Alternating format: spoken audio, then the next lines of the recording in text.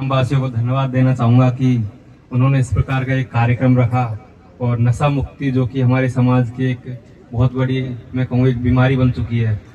और उसमें इस प्रकार का कार्यक्रम रखना और एक संदेश देना एक बहुत ही समय की ज़रूरत है और बहुत ही एक महत्वपूर्ण कदम है। पहले माननीय कलेक्टर महोदय आने वाली थी पर किसी कारणवश वो अंतिम समय पर उनका आना नहीं हुआ तो उन्होंने मुझे बुलाया, इसलिए मैं आया हूँ और मैं धन्यवाद देना चाहता हूँ कि आपने मुझे बुलाया। और मैं यही कहूँगा कि जो भी सिद्धोवाला गांव के जो भी युवा साथी है, देखिए नशा एक ऐसी बीमारी है जो जिस प्रकार से हमारा शरीर जो हम खाना खाते हैं, जो भी हम खाते हैं, अन्न खाते हैं, वो हमारे शरीर को चलाता है। नशे की लत के पश्चात ये होता है कि जो नशा है, जो भी हम सेवन कर रहे हैं, जिस भी पदार्थ का सेवन कर रहे हैं, वो हमारे शरीर को चलाने लगता है और जिसकी वजह से हमारे जो विचार है, हमारा व्यवहार है, उसमें बहुत ही नकारात्मक प्रभाव देखने को मिलते हैं और हम बहुत ही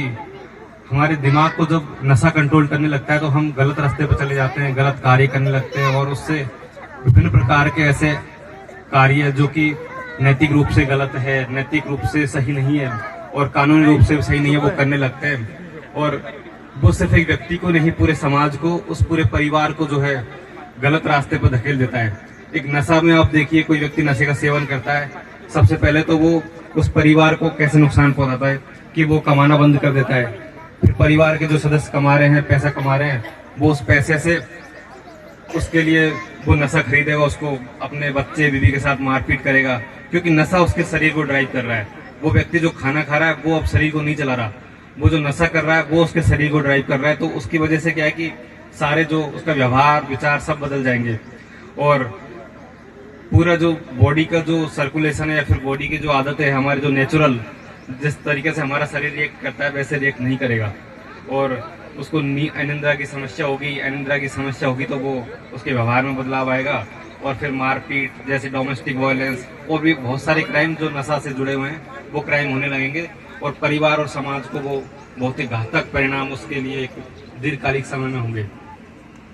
जब व्यक्ति नशा करता है तो वो सिर्फ परिवार के जो भी धन संसाधन है वो उस नशे में खपत होने लगते हैं और फिर परिवार ये करता है कि लास्ट में जाके उसके नशा मुक्ति के लिए या तो किसी रिहैब सेंटर में भेजे गए तो वहाँ पैसा लगेगा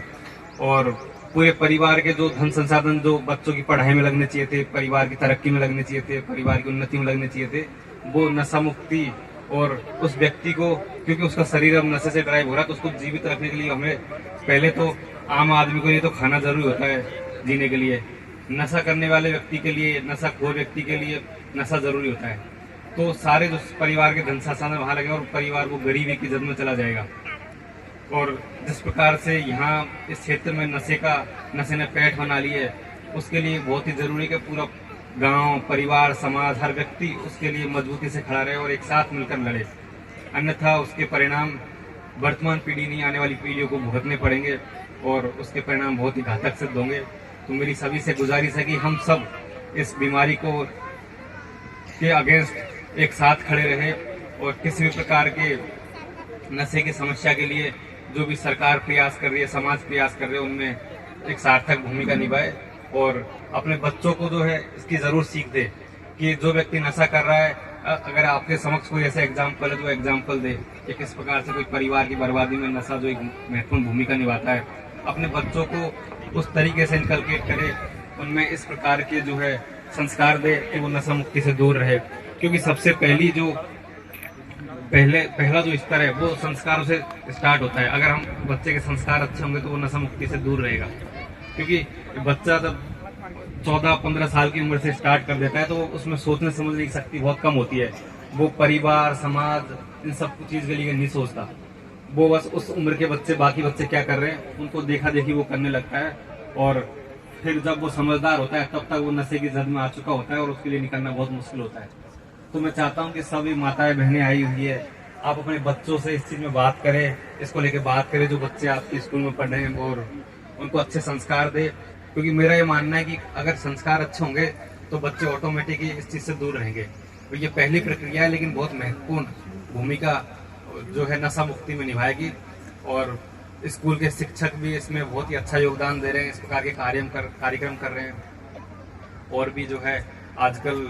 यहाँ तो गंगानगर में तो काफी कुछ होता रहता है इसके लिए। तो इस प्रकार के कार्यक्रम आप करते रहे और बच्चों को लेके बहुत ही जागरूक रहे। और आपको अगर पता चलता है कि आपके बच्चे ने ऐसी कोई लत स्टार्ट की है, तो उसके लिए जो भी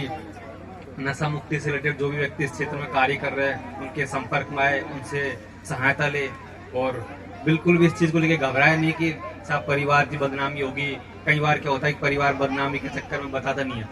कि परिवार की बदनामी होगी, परिवार में शादी ब्याह नहीं होंगे। लेकिन अगर स्टार्टिंग में हमें पता चल जाएगा तो हम इस चीज से मुक्त हो जाएंगे और परिवार, आने वाली पीढ़ी इस चीज से बच जाएगी। अन्यथा वो एक पीढ़ी अगर हमारी सड़ जाएगी नशे की वजह से, तो एक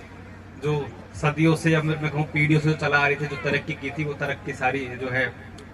समाप्त हो जाएगी। तो बस आपका और समय नहीं लूंगा मैं, और दोबारा मैं धन्यवाद देना चाहूँगा स्कूल प्रशासन का और समस्त ग्रामवासियों का जिन्होंने मुझे यहाँ बुलाया। और मुझे उम्मीद है कि ये कार्यक्रम सिर्फ एक कार्यक्रम बन के नहीं रहेगा, गांव के विकास में एक बहुत ही महत्वपूर्ण भूमिका निभाएगा और नशा मुक्ति की ओर इस गांव को लेके जाएगा। Thank you. जोरदार ताली एक बार हमारे एसडीएम साहब भरत जयप्रकाश मीणा जी के लिए। सर एक मिनट, इनको एसडीएम सर को स्मृति चिन्ह भेंट करने के लिए शाला